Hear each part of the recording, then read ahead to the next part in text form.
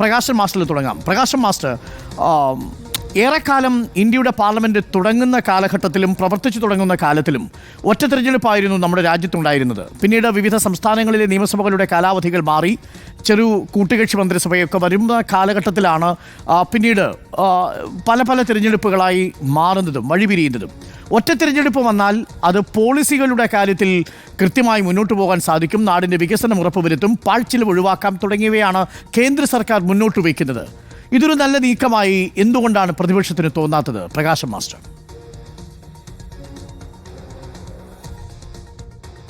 ഇവിടെ നമ്മുടെ രാജ്യം അതിൻ്റെ നാനാ മേഖലകളിൽ വലിയ വൈവിധ്യങ്ങളുള്ള ഒരു രാജ്യമാണ്. ഇന്ത്യ ഒരു ബഹുദേശീയ രാഷ്ട്രമാണ് എന്നുള്ളതുകൊണ്ട് തന്നെ ഇന്ത്യ ഒരു ഫെഡറൽ രാജ്യമാണ് എന്നുള്ളതാണ് നമ്മുടെ ഭരണഘടനയിൽ നമ്മൾ വിഭാവനം ചെയ്തിട്ടുള്ളത്. എന്നാൽ ഈ ഫെഡറലിസം എന്ന് പറയുന്ന ആശയത്തെ തന്നെ വെല്ലുവിളിക്കുന്ന ഒരു പാർട്ടിയാണ് നിർഭാഗ്യവശാൽ ഇന്ത്യ രാജ്യം ഇന്ന് ഭരിച്ചുകൊണ്ടിരിക്കുന്ന BJP.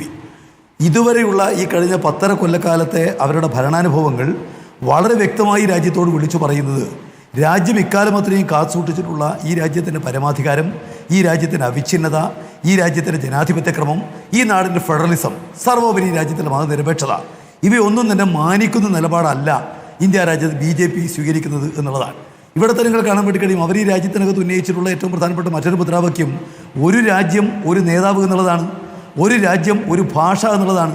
എന്ന് പറഞ്ഞാൽ ഇന്ത്യ രാജ്യത്തിൻ്റെ ഈ ബഹുദേശീയ സ്വഭാവത്തെ അംഗീകരിക്കുന്ന ഒരു നിലപാടല്ല നിർഭാഗ്യവശാൽ BJP സ്വീകരിക്കുന്നത്.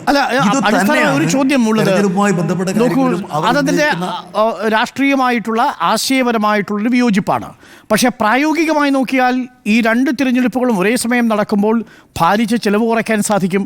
മാത്രവുമല്ല വിവിധ സംസ്ഥാനങ്ങൾ മാറുന്നു, തിരഞ്ഞെടുപ്പുകൾ വരുന്നു. ഇതെല്ലാം പല പല സമയങ്ങളിൽ നടക്കുമ്പോൾ സർക്കാരിൻ്റെ ശ്രദ്ധ അതിലേക്ക് മാറും.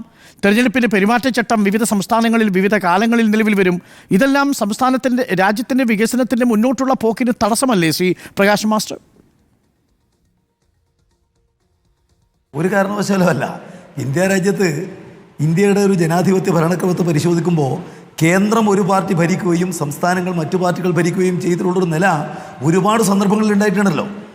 ഓരോ സംസ്ഥാനത്തെയും രാഷ്ട്രീയ കാലാവസ്ഥയും രാഷ്ട്രീയ കൂട്ടുകെട്ടുകളും രാഷ്ട്രീയ നിലപാടുകളും പരിശോധിക്കുമ്പോൾ ഏകദാനമായൊരു നിലക്കല്ല ഇന്ത്യക്കകത്തുള്ള രാഷ്ട്രീയ നില എന്നുള്ളത് കൃത്യമായി കാണാൻ വേണ്ടി കഴിയും. അത് ഇന്ത്യയുടെ ഈ പറയുന്ന വൈജാത്യത്തിൻ്റെ ഭാഗമായി നിലനിൽക്കുന്ന ഒന്നാണ്. BJP ആഗ്രഹിക്കുന്നത് ഇന്ത്യ രാജ്യത്തെ ഒരു ഹൈന്ദവാധിഷ്ഠിത രാജ്യമാക്കി മാറ്റി ഇന്ത്യയെ സ്റ്റാൻഡേർഡൈസ് ചെയ്യുക എന്നുള്ളതാണ്. അതിനുവേണ്ടിയാണ് എല്ലാ നിലക്കുമുള്ള ശ്രമങ്ങൾ അവർ നടത്തിക്കൊണ്ടിരിക്കുന്നത്. അതിൻ്റെ ഭാഗമായി തന്നെയാണ് അവർ ഒരു രാജ്യം ഒരു നേതാവ്, ഒരു രാജ്യം ഒരു ഭാഷ, ഒരു രാജ്യം ഒരു തെരഞ്ഞെടുപ്പ് എന്നെല്ലാമുള്ള മുദ്രാവാക്യങ്ങൾ മുന്നോട്ടേക്ക് വെക്കുന്നത്. ഭരണപരമായിട്ട് ഞാൻ മറുപടി എടുത്തു വരാം. VP ശ്രീപുത്ര.